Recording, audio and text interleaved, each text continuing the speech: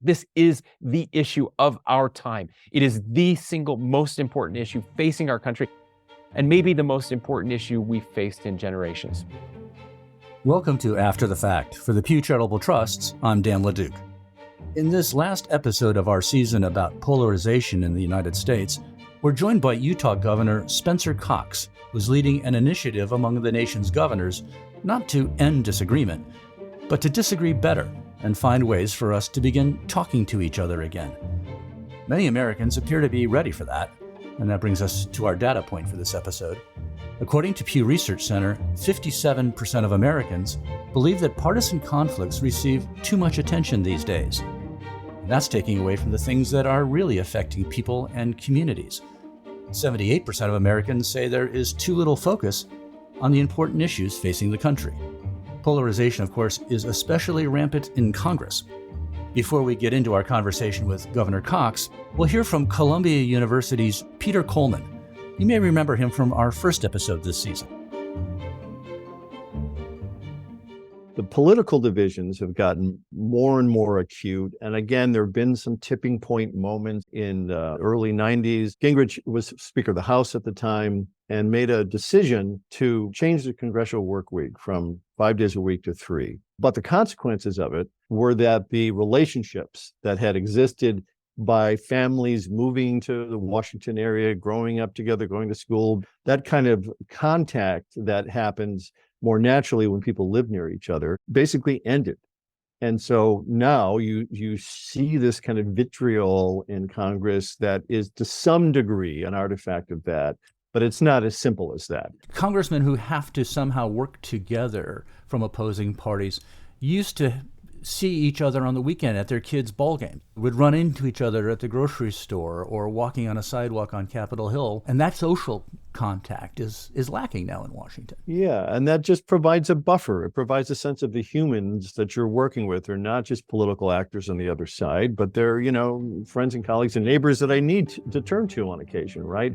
And that kind of connection and sort of socialization has really been affected over the decades. Getting our public officials to overcome polarization is one place to start, because as we'll hear in a moment, when elected leaders tone it down, citizens often follow their lead. Governor Cox is chairman of the National Governors Association and is making polarization the centerpiece of his agenda. He calls his initiative Disagree Better. Well, Governor Spencer Cox, thank you so much for being with us today. You are one of those political leaders who is including how you get beyond polarization as part of your agenda. How did you come to that realization that it was necessary to begin the work you've been doing? 10 years ago, I was serving in the House of Representatives, and I started to get concerned about what I was seeing.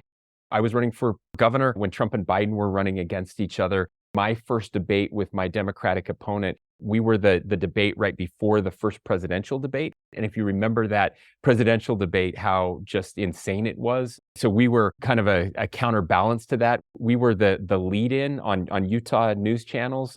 We had like a normal debate where we disagreed on things, but we didn't hate each other and tear each other apart. So there's been several moments when this was really solidifying for me. But I will tell you, one of the most was I'd become governor and we were at an event in Washington, D.C. We had gone to the Swiss ambassador's residence, and the Swiss ambassador was giving this speech. It was a lot of, trade between our countries and the history of our countries. And then he paused and he pivoted, and suddenly I was paying rapt attention. And he talked about what he was seeing, again, from a European perspective. And he spent several paragraphs praising the United States, how we had saved the world at its darkest moments, how we'd saved Europe at its darkest moments. World War I, World War II, talked about the space race, talked about the Berlin Wall coming down, and at every turn he knew to whom he should look for that salvation against the evil of the world. And then he said something profound. He said, as dark clouds are forming on the horizon, we, your allies, are wondering if we can still trust you. You're so divided, you're so polarized, and at a time when we need you more than ever, we're not sure you're there. You're fighting about all these other things. I had always looked at this divisiveness as a problem for getting our domestic agenda accomplished, right? That this was making it harder for us to do what we needed to do to solve problems. I didn't realized that this was an existential global crisis. There wasn't just one moment, but several that have led me to believe that this isn't just kind of an underlying issue for the other big things. Like, this is the issue of our time. It is the single most important issue facing our country, and maybe the most important issue we've faced in generations. You are now chairman of the National Governors Association and have made this front and center of your tenure over the next year. I'm one of those believers in, the laboratories of democracy are the states, right? As Justice Brandeis said. And for a long time, political polarization was a Washington thing. And then it began filtering down to the states. Polarization you see in many state houses now came later. Is this a chance to turn the tide? And maybe by working with your other colleagues who are governors to sort of push back a little bit to try to stem things? Yes, it is a chance to turn the tide. I'm praying we can do something to turn the tide. I don't pretend that a governor's initiative over the course of 1 year can change the course of American history. But I do believe that there are good people out there who believe this, who feel this. Let me talk a little bit about governors. I was a political science grad, and the first thing we were taught in political science is that all politics is local. I no longer believe that. I believe that all politics is national. Yes, it is bleeding from Washington, D.C. into the state houses. It is now bleeding into our local races, school board races, city council races. And I believe it's a particularly dangerous time. Now, as Justice Brandeis said, states are the laboratories of democracy, and I believe are kind of uniquely positioned to help lead us out of this polarization. It's been said that governors are kind of the last adults in the room when it comes to politics. We're not all adults in the room. There are a few of us at the kids' table who are aiding the division out there, but mostly governors are willing to work together in a bipartisan fashion. They are looking for ideas and not caring where those good ideas come from. Potholes aren't partisan, right? We have to make things work. We actually have to perform while members of Congress are performing. Right. I mean, governors you have to balance your budget every year. You have certain stuff that you have to get done, and you're closer to most Americans' daily lives. That's right. And I ask my colleagues all the time, like, are you enjoying this? And those who have been here longer say, we used to love these jobs, not nearly as much anymore. And all of them, even some of the most partisan will tell you in their heart of hearts that they don't like where they are, and they wish we could go back. You got some initial visibility on this subject in your election campaign. I'm Chris Peterson. And I'm Spencer Cox. We are currently in the final days of campaigning against each other to be your next governor. You and your Democratic opponent, Chris Peterson, did a couple of videos that got a lot of attention at the time. Tell us how that came about, because you basically told each other what? You were going to be nice to each other and debate civilly. So this was another one of those profound moments that led me to this initiative. As I mentioned, running in the 2020 election, I think early October timeframe, I'm at a fundraiser, and there's a friend of mine, a mayor here in Utah, and we're having this conversation about what was happening nationally, how just ugly it was and how divisive it was between Trump and Biden. It was in that moment she said to me, "Isn't there something you can do?" And I said, "No, I'm running for governor of Utah. What am I supposed to do?" And she said, "No, really, like, can't you do something? Couldn't we do some PSAs or something just to talk about this?" And I kind of blew her off a little bit, but went home. I couldn't sleep, thought a lot about it, and I went back to my team and said, "Hey, I have this crazy idea. I want to call my opponent. I want to do an ad with him." They thought I was kind of crazy. I was leading in the polls. I had more money. You don't give your opponent FaceTime, and you certainly don't try to prop them up. But I just felt it was too important. So I called him. It was an interesting conversation. You don't do that. You don't call your opponent. I bet. You actually called him yourself? Yep. Just called him and said, "Hey, Chris, look, this is Spencer. I have this idea." And I could tell at first he was really, really cautious, as you would be. Like, what's the catch? There's nothing going on here. I'm really worried about our country.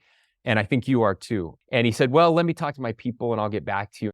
And to his credit, at the end of the conversation, he said, "You know what? I don't need to talk to anybody. Like, this is the right thing to do, and I'm all in." Here's the ad. There are some things we both agree on. We can debate issues without degrading each other's character. We can disagree without hating each other. And win or lose in Utah, we work together. So let's show the country that there's a better way. My name's Chris Peterson. And I'm Spencer Cox. And we approve this message. The response was unbelievable, far exceeded any of our wildest imaginations. Millions of hits on social media, news stations contacted us all over the country, all over the world. Everybody just reached out to us and wanted to hear more. Unbeknownst to us, a professor at the University of Utah submitted that ad to a big experiment that was happening at the policy lab at Stanford University. They selected 25 of these interventions, as they called them. Ours was one that was selected. And they found that it had a strong depolarizing effect, especially towards feelings of violence towards the other side in those experiments.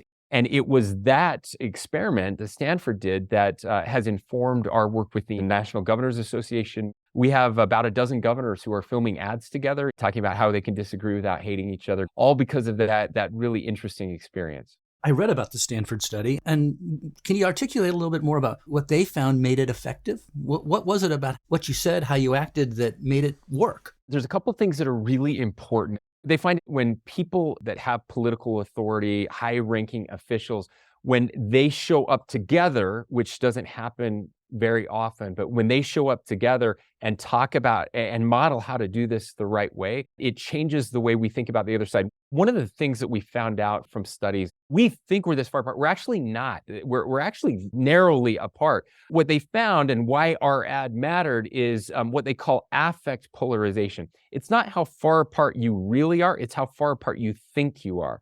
This was fascinating to me, but that is particularly dangerous. Here's the key to that. If you think that the other side is willing to violate democratic norms to get their way, then you are much more willing to justify your side violating democratic norms to get what you want.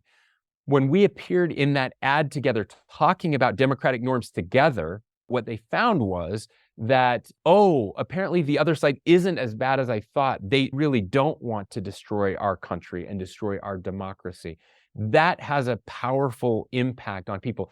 Now, that's the good news. The bad news is it's fairly short-lived. And so we have to find ways to saturate the market with these positive messages. How do you and other governors, and frankly, other political leaders who have a responsibility in all of this, keep it going?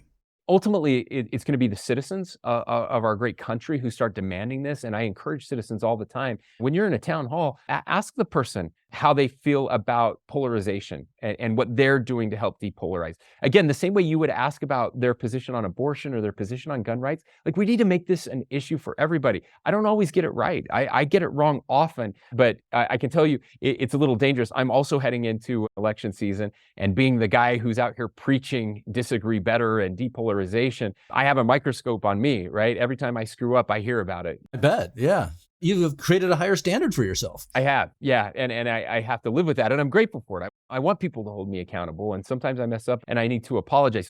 I will tell you also, I'm trying to figure out how to get this into the culture. I believe that politics is downstream of culture. We need people to talk about this more often. If we truly believe that our democratic republic is at risk, and I do, then this should be the number one conversation and the number one issue. I hope it won't be that way for long. And as much as I would like to convince my fellow politicians that they should do this because it's the right thing and it's good for our country, for altruistic purposes, they should join me. I'm trying to convince them that it's good politics.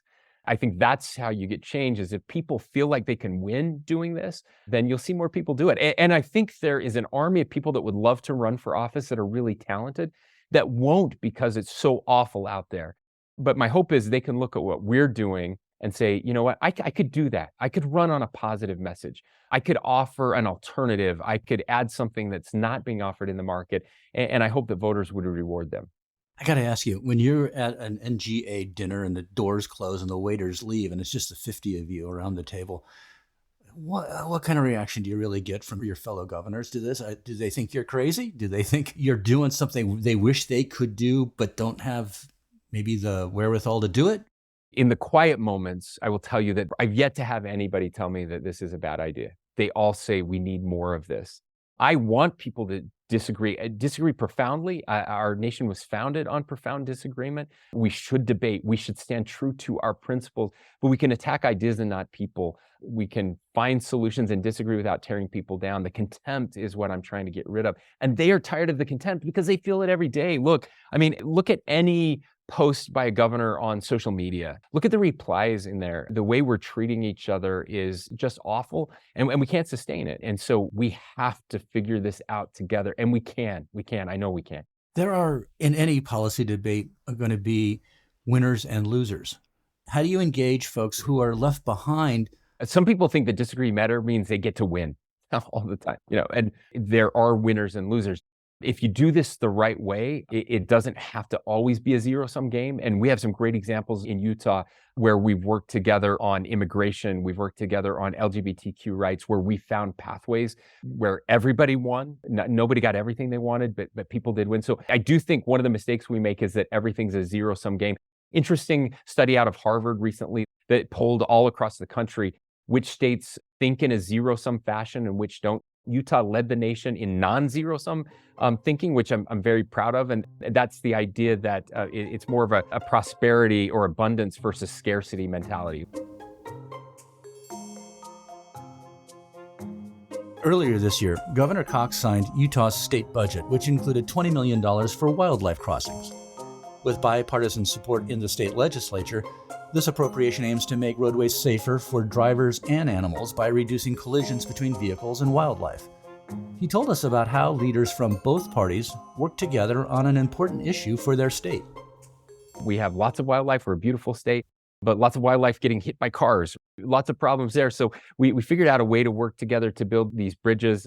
We do a lot of bridge building work. Again, I'm talking about depolarization and building bridges between Republicans and Democrats, but these are literal bridges to give animals safe passage over some of our highways and byways. And they've been incredibly successful. We even set up trail cameras and share videos of moms and babies, little animals crossing. And it's been really positive to see that work happening. Have you seen people being able to bridge divides in ways that lead you to be optimistic? Yeah, I've had so many stories of people over the past few weeks who have come to me and said, this is changing my life. One in particular that I loved, a man said he had not talked to his father about politics for over 3 years. It was too divisive.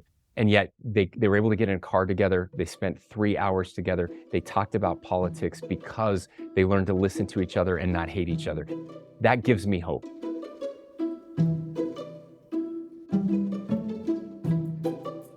Political polarization can be overwhelming. Polling shows most Americans are exhausted by politics today. But what's the alternative? More jousting that pushes us further apart? Or maybe it's trying something new. Here's Governor Cox with a final word on how to do that. The first step in troubling times like this is to get to know people who are different than you. Be curious. Don't have contempt. Treat others with respect. We don't see a lot of moderation, humility, and patience in our politics today, but I do think that at our core, we value humility. Every one of us has to make a decision for ourselves, and that is, am I willing to be part of the solution instead of part of the problem? Can we attack ideas instead of the person and the character of the person? Giving people grace, giving people an opportunity to change. And if you actually want to win some political battles, disagree better is the best way to do that.